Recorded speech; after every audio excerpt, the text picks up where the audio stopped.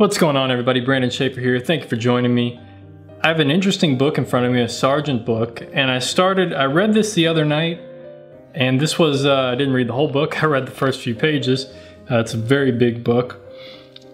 And something in the very first chapter, first page, some very interesting info that I'd like to share with you about John Singer Sargent, his teacher that he learned from, Carolus Duran, and just some ways and methods that they used to learn to draw and paint and how it improved their work, and just some interesting things. So let's get into it. So Carolus Duran had an atelier. It was open for about 18 months before Sargent joined, and eventually Sargent joined, and he wrote a letter to a friend saying that he very much enjoyed the atelier. And here's a quote from that letter. Duran comes regularly twice a week to our atelier and carefully and thoroughly criticizes the pupils' work, staying a short time with each one.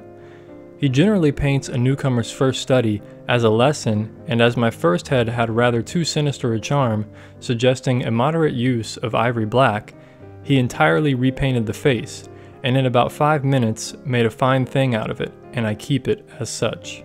So it seems that Carolus Duran only came to the atelier 2 days out of the week.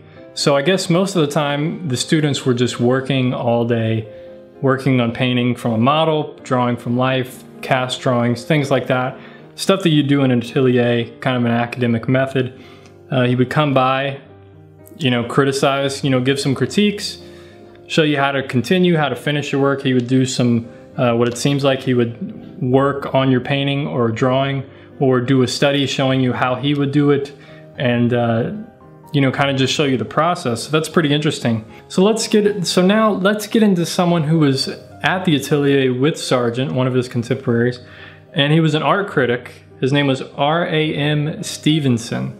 He actually wrote a book on Velázquez, and he talks about in that book, I'm going to read that book as well, but let's read the quote in this book. From his book Velázquez, he wrote about Carolus Duran's methods. So here's a quote from that book. So this kind of dives deeper into Carolus Duran's methods for painting a face. So let's hear it. By his method of teaching, he hoped at least to give the student a knowledge of what he saw, and a logical grasp of the principles of sight. After a slight search of proportions with charcoal, the places of masses were indicated with a rigor dipped in flowing pigment. No preparation in color or monochrome was allowed, but the main planes of the face must be laid directly on the unprepared canvas with a broad brush. These few surfaces, 3 or 4 in the forehead, as many in the nose, and so forth, must be studied in shape and place, and particularly in the relative value of light that their various inclinations produce. They were painted quite broadly in even tones of flesh tint, and stood side by side like pieces of a mosaic, without fusion of their adjacent edges.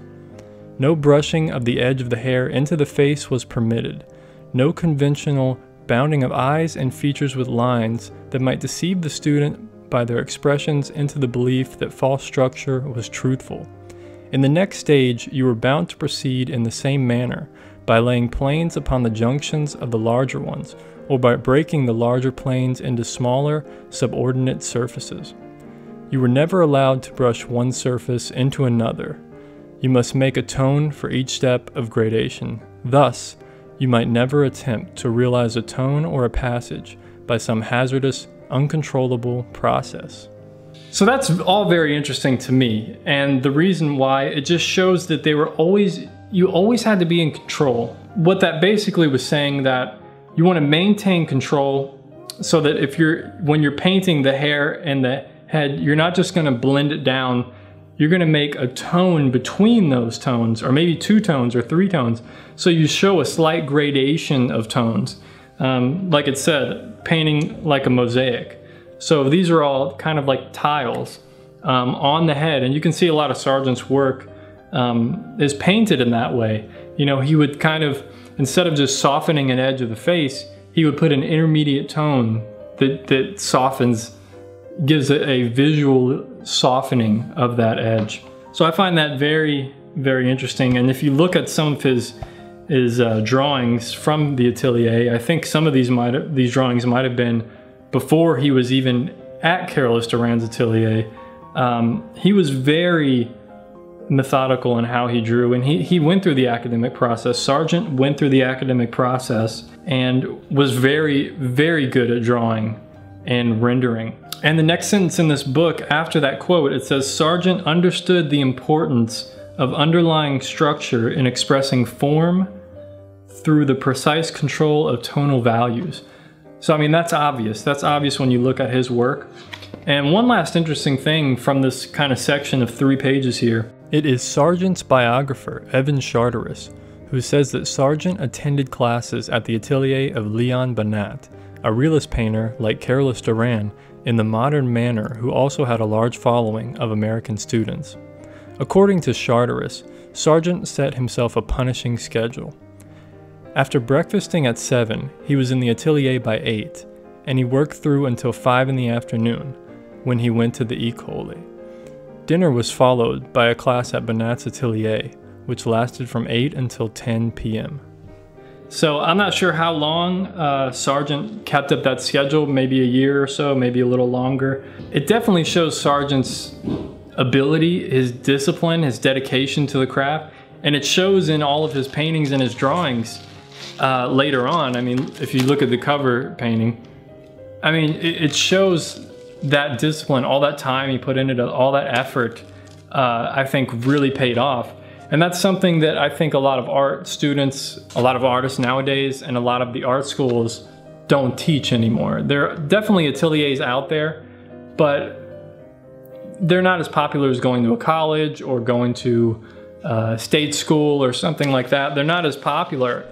They're definitely gaining more popularity nowadays with the internet and things like that. You can do online ateliers, which isn't as good as being there in person and getting a critique from like a mentor or someone above you who can, you know, maybe see a little bit better. But it's better than nothing. But, you know, those few passages, I think it was just interesting hearing the methods of how they worked, how disciplined they were with their craft, their drawing, their painting the face, you know, keeping, not just blending soft things and really understanding the tones they're painting, they're working with, having these set rules, and then later on, years down the line, being able to really do a sketch very quickly. As Sargent said, Carolus Duran was able to repaint the face Sargent did in about 5 minutes, and it looked actually good. So I think this stuff is very important. I think when you're learning to draw or learning to paint, following the structure of an academic method, being very disciplined, getting critiques from other artists, accomplished artists if you can, and having other people look at your work and judge it, I think all those things are super important for your growth as an artist. And it's definitely helped me. I mean, I've seen, just in the last few months, my drawing has really increased from just studying more from life, doing black and white charcoal and graphite, doing the Barg studies, the Barg copies. I mean, I'm doing another one right now, a Barg copy. I'll probably do a video on that eventually. But yeah, I think this method, this academic type of method and structure is just super valuable for increasing the quality of your art, the discipline, your patience. I mean, all around, it just, there's almost no there's really no downside to doing it, other than it just takes longer. But I think in the beginning, you have to do those longer drawings, the longer paintings, understand the process of a painting and a drawing. Once you get that down, it becomes kind of second nature, just like anything else, just like riding a bike. You know, it's very hard at first. You need training wheels, you need measurement tools, like, you know, translating the drawing. You need these measurement tools, doing sight size, and then you move on to comparative measuring. So now you're drawing stuff from life that's either smaller or larger than what you see. And I think that's kind of the progression you take. And then eventually you can almost guess at anything and then just use measuring to kind of check yourself and maybe fix mistakes and things of that nature. So, and definitely with the tools nowadays, having cameras and being able to photograph your work and doing all the stuff that, you know, this guy didn't have available to him like that. He had to just work at it. They had to work hard to to get these images and these compositions and do studies and line drawings and all these different things. And nowadays we're just so, I think we've become, as a majority, I'm speaking generally, I think we've become lazier because we have this photography, we have these references, we can get references like that. You know, you can take photos of yourself and then use those as references. It's stuff that back in the day, over 100 years ago, was very difficult to do. Yeah, so I think returning to kind of that method, more just approaching your work, you know, taking a few months and just studying the academic method and doing the BARG drawing course, and you know, looking at these online atelier videos and just trying to see what are the methods of classical drawing, classical painting, and start applying that to your work and really increase the quality. You know, if you're into that, every artist is different. For me, that's kind of the road I want to travel down and see where I come to. So anyway, thank you for watching. I hope you enjoyed that interesting quotes from this book. These are definitely cool books to get.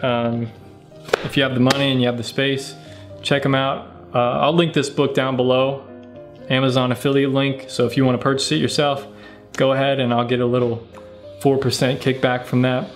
Thanks for supporting this channel. Keep on painting and drawing. Don't get discouraged. Take care of yourself. Peace, my friends.